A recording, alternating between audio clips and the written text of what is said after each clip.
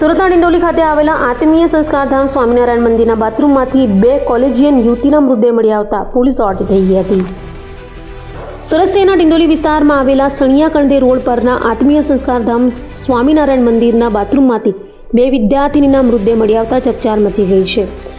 Udhna citizen કોલેજમાં અભ્યાસ કરતી 18 વર્ષીય રોશની શરદસિંહ સાત અને 20 વર્ષીય જોશના અતુલ ચૌધરી સવારે કોલેજ જવા નીકળ્યા બાદ પરત ન ફરતા પરિવારજનો તેમની શોધખોળ કરી રહ્યા હતા, પરંતુ લાંબા સમય સુધી ફોન ન ઉપાડ્યા બાદ અંતે શંકાસ્પદ હાલતમાં તેમની લાશ મંદિર પરિસરમાંથી મળી આવી હતી। ઘટનાની જાણ થતાં ડિંડોલી પોલીસ કાફલો સ્થળ પર પહોંચી ગયો હતો અને બંને યુવતીઓના મૃતદેહને પોસ્ટમોર્ટમ અર્થે હોસ્પિટલ ખસેડી આ આકસ્મિક મોતના કારણો જાણવા વધુ તપાસ હાથ ધરી છે। તો બનાવને લઈ ડિંડોલીના પીએ આરજે ચુડાસમાએ જણાવ્યું કે અમને ઘટનાની જાણકારી મળતા અમે તાત્કાલિક ઘટના સ્થળે પહોંચ્યા હતા।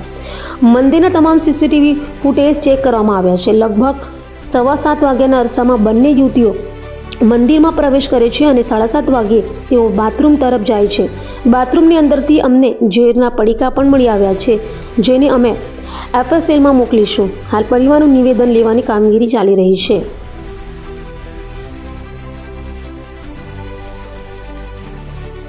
ડિંડોલી પોલીસ સ્ટેશનમાં 2 અકસ્માત મોતના બનાવ બાબતે 2 અલગ અલગ અકસ્માત મોત દાખલ કરવામાં આવેલ છે।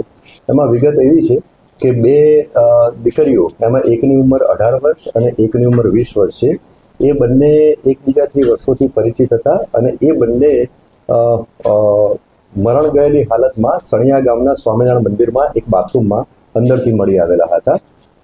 આશરે રાતના 10:30 વાગ્યાની આસપાસ, અને ત્યાંથી એમના જે માતા પિતા અને જે સગા સંબંધીઓ હતા એમને ત્યાંથી લઈ અને ત્યાંથી એક દીકરીને સિવિલ હોસ્પિટલમાં લઈ ગયેલા હતા અને એક દીકરીને સ્વિમર હોસ્પિટલમાં લઈ ગયા હતા, અને ત્યાં પછી મેડિકલ ઓફિસરે એમને ડેથ જાહેર કરેલા હતા, જે અનુસંધાને આ બનાવ દાખલ થયેલો હતો।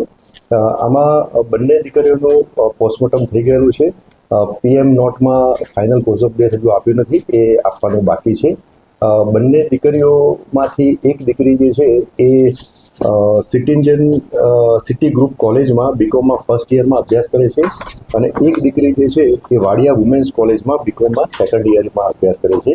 આ બંને દીકરીઓનું જ્યાં ડેડ બોડી જ્યાં મળી આવી, એટલે કે સણિયા ગામમાં સ્વામિનારાયણ મંદિરના બાથરૂમની અંદરના ભાગે, ત્યાં અમુક જે ડ્રગ્સની બોટલ, ડ્રગ્સ એટલે કે એનેસ્થેસિયા, એની બોટલ, ખાલી બોટલ અને ભરેલી બોટલ મળી આવી, અને સાથે સાથે ઇન્જેક્શન પણ મળી આવેલા હતા।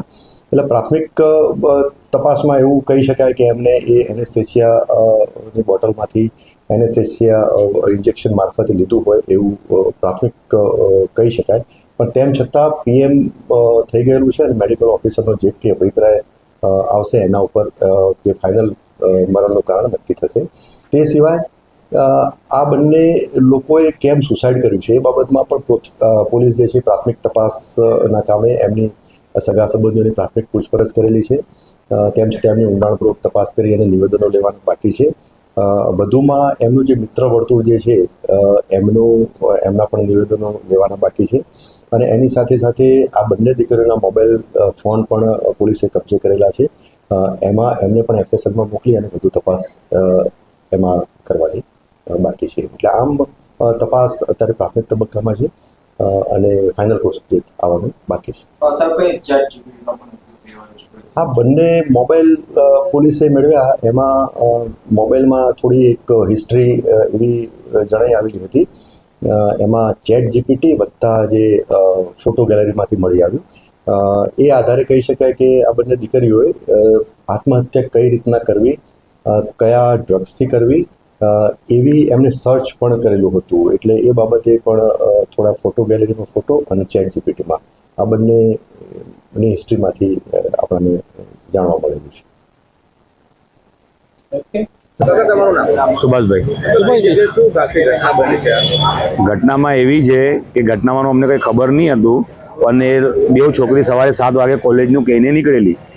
હવે કોલેજનું કહીને નીકળેલી તો કોલેજ ગયેલી, તો એનો રિટર્ન આવવાનો ટાઈમ છે 12:30 વાગ્યા સુધીનો, પણ ત્યાં સુધી કંઈ આવી નહીં આવી તો પછી અમે ફોન કર્યા તો ફોન રિસીવ કર્યા નહીં, તો પછી ધીરે ધીરે પછી બધાને સગાડાને ખબર પડતી કે ભાઈ ફોન નથી ઉચકતી, કાં છે છતાંય અમે એવું કહેતા કે ચાલ આમ તેમ ગઈએ, ડિક્કીમાં ફોન મૂકી દીધો હશે તો કંઈ નાસ્તા પાણી કરવા સહેલીઓ જાય આમ તેમ, તો હવે અડધો કલાક આમ કે તેમ, તો અમે પાછા શાંતિ રાખી, ભાઈ આવશે જરા શાંતિ રાખો, ઉતાવળ નહીં કરો. પછી છેલ્લે 2-2:30 વાગે કમસે કમ એને 50-60-100 ફોન કરી નાખ્યા બધાએ. એ મેં કર્યા, છોકરાઓએ કર્યા, આમ તેમ બીજા બધાએ ફોન કરીને ચેક કર્યા, પણ કોઈ જ રિપ્લાય નહીં આપી. તો પછી અમે 3 વાગી ગયા, તો પછી ગભરાઈ ગયા. 3 વાગ્યા પછી અમે પોલીસ સ્ટેશને ગયા. પોલીસ સ્ટેશનમાં અમે એફઆઈઆર નોંધાવી. એફઆઈઆર નોંધે પછી અમને કીધું કે તમે તમારા હિસાબે શોધખોળ ચાલુ રાખો, 24 કલાક પછી અમારું કામ ચાલુ થઈ જશે. તો પછી અમે અમારા રીતે શોધખોળ ચાલુ કરી. પછી જેમ જેમ ટાઈમ જતો ગયો તેમ બધા ગભરાતા ગયા, ભાઈ સાંજ પડે છે, રાત થઈ જશે, પછી કાં હોચશું આપને. તો હિસાબે અમે પછી શોધખોળ ચાલુ કરી. અમને પછી લોકેશન બધી મળતા ગયા, ભાઈ સનિયાના મહિલા, પછી ખરવાસાના મહિલા, બધા લોકેશનમાં અમે બધું ખેતર, ગામડા, આજુબાજુના જેટલા બધું શોધ્યું, ગાડી તપાસ કરી. આ યાર દોસ્તારો બધા એક દુસરાને કહીને, કોઈ પોલીસ સ્ટેશનથી ફોન આવ્યો કે આ લોકેશન બતલાવે છે. હા, તો હિસાબે અમે એ લોકેશનમાં ફરતા રહ્યા. તો પછી છેલ્લે પછી અમને સનિયામાં સ્વામિનારાયણનું નવું મંદિર બને છે, ત્યાં ગાડી અમને ગાડી દેખાઈ. તો પછી અમને ડાઉટ ગયો. તો હવે અંદર ઘૂસ્યા તો એ લોકોના ચપ્પલ બેવના નીચે હતા, અને મંદિર 8 વાગે બંધ થઈ ગયેલું હતું. તો તો કોઈ હતું નહીં ત્યાં. સાંજે 8 વાગે બંધ થઈ ગયું. 8 વાગે પછી અમને ખબર પડી ગાડી અહીંયા પડેલી છે. તો ગાડી ત્યાં જોઈ પછી અમને ડાઉટ ગયો અહીંયા જ કશે. મંદિર 7 માળનું છે, બહુ મોટું મંદિર છે. તો કમસે કમ એમાં અમને શોધવામાં, બધી રીતે શોધવામાં